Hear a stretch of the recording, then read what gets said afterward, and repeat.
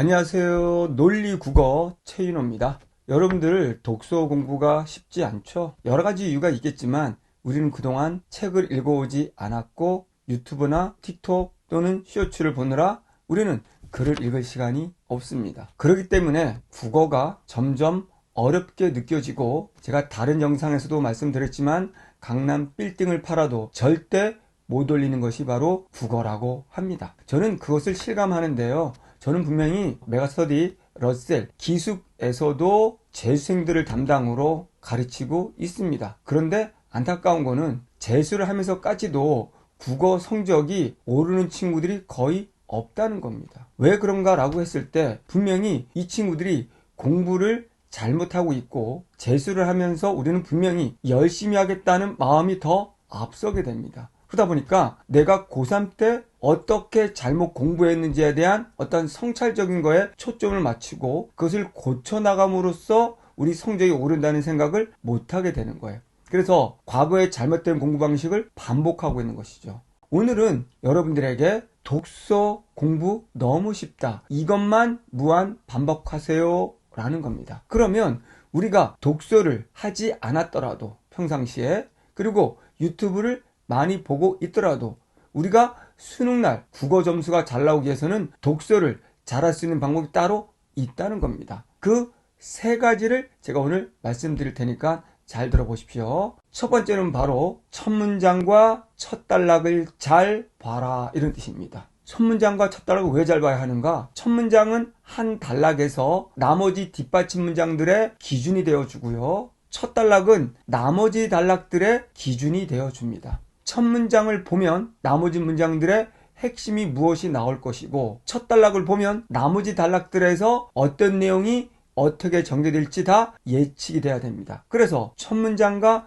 첫 단락에서 뭐가 나올지 궁금해하고 의문사를 던져서 거기에 대한 정답에 속하는 문장이나 단어를 픽 선택하면서 읽어 나가는 겁니다. 모든 문장을 우리는 읽고 있지만 모든 문장에 똑같은 비중을 두고 있으면 안 됩니다. 내가 첫 문장과 첫 단락에서 궁금해했고 이게 나올 거라는 범주를 잡았다면, 내가 궁금해하는 사항과 범주로부터 조금 벗어나는 문장들이라면, 크게 중요도가 떨어지는 거라면 해석하려 하지 말고 관심을 덜 두면서 빠르게 스킵하듯이 넘어가면서 내가 정말 궁금했던 이 단락의 핵심이라고 예측됐던 그런 것 문장에 집중하면서 강약 읽어 나가야 독서의 속도가 빨라지고 정확도가 높아지는 겁니다. 두 번째, 독서 읽어 내려가면서 반드시 구조를 정리하라입니다. 보통 많은 선생님들은 언제 그걸 정리하고 있어? 그 정리할 시간 없어.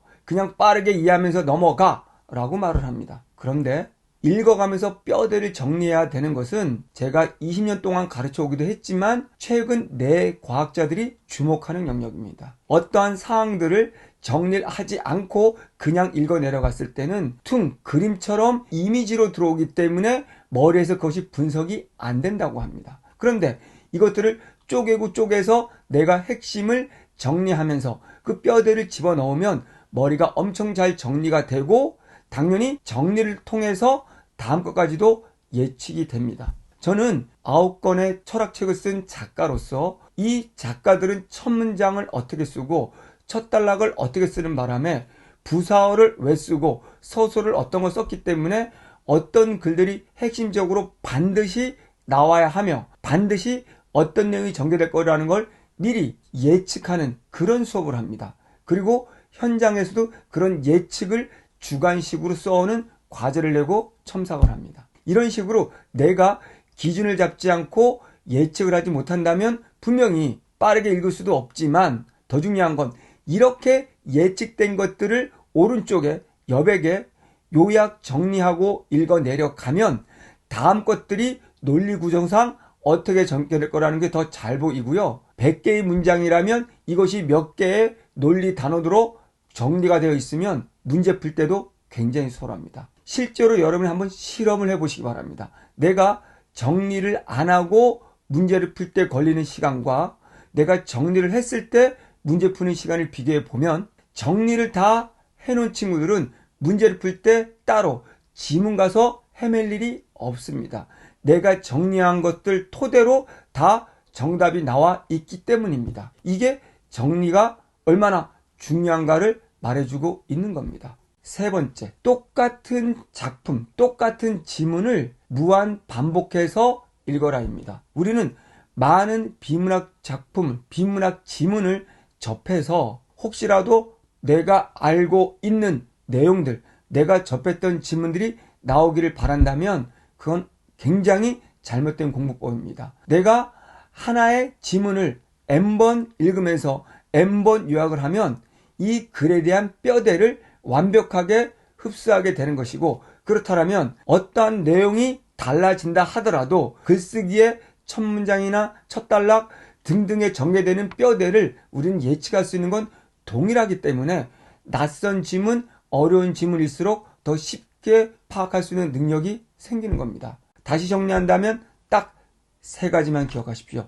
첫 번째, 첫 문장과 첫 단락을 집중하고 거기에서 범주를 잡자. 두 번째, 첫 문장이나 첫 단락을 통해 예측되는 것들에 대한 핵심을 요약 정리하면서 읽자. 세 번째, 우리가 한 지문을 N번 반복해서 읽고 N번 요약 정리하는 훈련을 한다면 여러분은 반드시 독서가 쉬워질 거고, 독서가 쉬워지면 모든 영역의 공부가 따라서 쉬워지게 되어 있습니다. 오늘 저는 국어 강사를 넘어서 철학책을 9권 쓴 입문 작가로서 알려드리는 거니까 여러분들 꼭 한번 지켜보시기 바랍니다.